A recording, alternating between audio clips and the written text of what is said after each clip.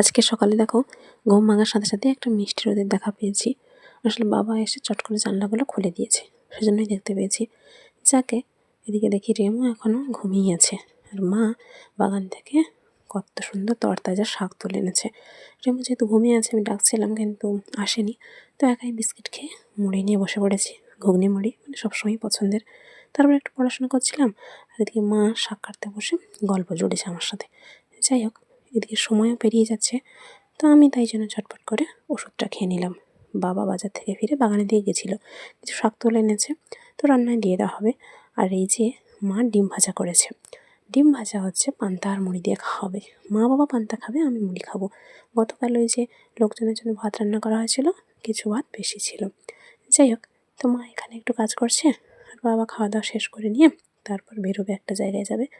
তো তারপর এই যে বাবা বেরিয়ে গেল, আমলকি অল্প খেয়ে আমি আর মাও নিয়েছি অল্প অল্প। আর এখানে ব্রকলি আর মাছ রাখা আছে ভেজে, আমি সেটা দেখছিলাম। এদিকে যা রোদে দেওয়ার দিয়ে দিলাম, আর রিমো এখানে দেখো পলিথিনের উপর শুয়ে আছে। কিন্তু মুশকিল হলো, কোথায় মারামারি করতে গেছিলো কে জানে। অন্যান্য বেড়াল বেশি মারামারি করেছে, সেজন্য পাওয়ার অবস্থা পুরো খারাপ করে দিয়েছে, ফেলতেই পারছিল না। তো মা সেজন্য ওকে মুড়ি দিয়ে এলো আর বিস্কিট দিয়ে এলো। এদিকে কাছে একটা হলুদ পাখি বসেছিল গাছে, সেটাই দেখছিলাম, কিন্তু কোথায় উড়ে চলে গেছে। এদিকে মা কী সব জিনিসপত্র বের করেছে, আর আমি এই যে পুরোনো এক গাদা খাতা বের করেছি, এগুলো সব বিক্রি করে দেবো পুরোনো ভাঙাভাঙি দোকান। আর সে যে দাদু নিয়ে ফেরিওয়ালা বলতে পারো, তার কাছে। তো আমি ভাবছিলাম কত ওয়েট হবে, কী করবে কী জানে, কিন্তু বলতে বলতে 4.5 কেজি হয়ে গেছে। আর ওখানে ওই যে আঙুল দেখাচ্ছে কে একজন দাদু, পালা কাটছে কোথায়। যাই হোক, তো এইসব বিক্রি বাটা হচ্ছে, এসব দেখছি। মা আরও পুরানো কী সব জিনিসপত্র দিচ্ছে। তো ওই যে খাতাগুলো দিয়ে দেওয়ার জন্য অনেকটা জায়গা বেশ ফাঁকা হয়ে গেছে, ভালোই হলো। আরও একটা বিষয় হচ্ছে, দাদুর আজকের একদমই বউনি হয়নি, আমাদের বাড়িতেই বউনি হলো। তো মা তারপর বলছিল যে চুল আছে নাকি দিয়ে দেবে। আমি বলছি কতটুকু আর চুল হবে, যাকে মোটামুটি এতটুকু চুল হয়েছে, মাত্র 10 গ্রাম, কী আর করা যাবে। এদিকে আমাকে খুচরো 10 টাকা দিতে বলছিল, তারপরে এই টাকাটা হয়েছে সমস্ত কিছু বিক্রি করে। যাই হোক, তাদের বাড়িতে আবার কী সব চুনের ড্রাম না কিছু বিক্রি করবে, তো সেই জন্য সেসবের দরদাম করছে।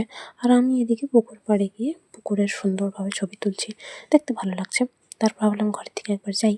এখানে এসে দেখি রেমু আবার চেয়ারের তলায় ঢুকে পড়েছে, আর মা সেগুলোকে একটু নেড়ে দিচ্ছে, আর যে বাসনগুলো বের করেছিল নতুন, সেগুলোকে রোদে দিয়ে দিয়েছে। এদিকে তেল বাবাজি অল্প ঠান্ডাতেও জমেও একদম ক্ষীর হয়ে গেছে পুরো। যাকে ভাবলাম বেরোবে নাকি কে জানে, তারপর দেখি অনেক কষ্টে একটু বেরিয়েছে। এদিকে তাদের বাড়ির খাওয়া দাওয়া হয়ে গেছে, সেজন্য রেমু খেতে দিয়েছিল, ও ঝটপট সমস্তটা খেয়ে নিয়েছে। বাবা যেহেতু এখনও বাড়ি ফেরেনি, এদিকে আমার ঠাকুরকে ফুল ধূপ দেওয়া খাবার দেওয়া সবই কমপ্লিট। আমি ভাবছি বাবা কখন আসবে কে জানে, খিদেও পাচ্ছে। এদিকে এখানে বসে এইসব ভাবতে ভাবতে একটু পরে দেখি এখানে একটু শব্দ হচ্ছে, কিছুই না, আসলে রেমু গেছিলো জিনিসপত্রগুলো ফেলে দিয়েছে। মা বাগানের দিকে গেছে দেখে আমি বাবাকে একটু ফোন করি, বাবা বলছিল ঝটপট খেয়ে নিতে। চুল চুলনি করার পর দেখি এই কয়েকটা চুল উঠেছে। যাই হোক, নতুন চুল বলা চলে পলিথিনে, কারণ পলিথিন তো খালি ছিল।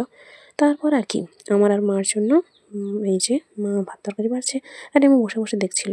আর বাবার জন্য সব কিছু আলাদা করে রেখে দিয়েছে, বাবার যেহেতু ফিরতে দেরি হবে, অলরেডি 2টোর বেশি বেজে গেছে, সেই জন্য। তারপর ঝটপট করে আমরা বসে পড়লাম খেতে। দুপুরের খাওয়া দাওয়া বেশ ভালোই হয়েছে, রেমুরও খাওয়া দাওয়া হয়ে গেছে।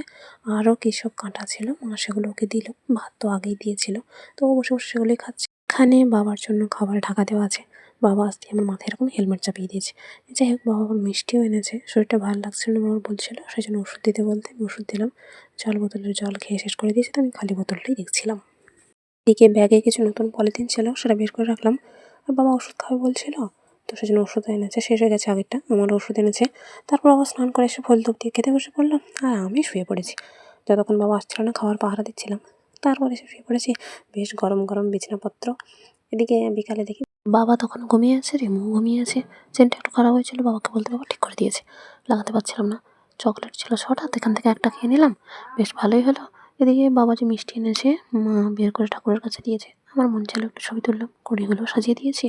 আর এবারে সন্ধ্যেবেলা রেমুকে খেতে দিয়ে দিলাম মুড়ি ঝটপট করে। তারপর মন চাইলো একটু বাদাম ভাজা খাই, এমনিতে ঝুড়ি ভাজা আর মিষ্টি দিয়ে মুড়ি খাওয়াবে, বাদাম ভাজাটা উপরি পাওনা বলা চলে। মা আজকের আবার মোজা পরেছে, ভালোই লাগছে দেখতে।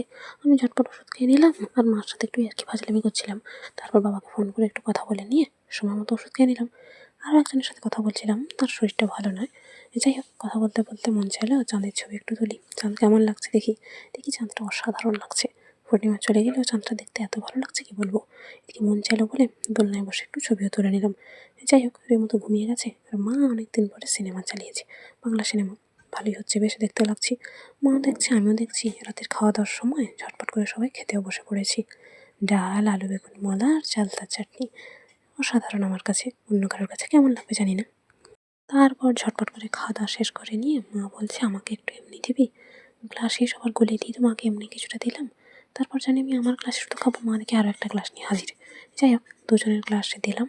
তো মা বাবারাও না বড় হলে, বয়স হলে বাচ্চাদের মতো হয়ে যায়, তাদের সাথেও বাচ্চাদের মতো ট্রিট করতে হয়। যাই হোক, দুজন খেয়ে নিলাম ঝটপট করে। তারপর রেমু এসে হাজির। তো ওকেও মা মুড়ি দিল।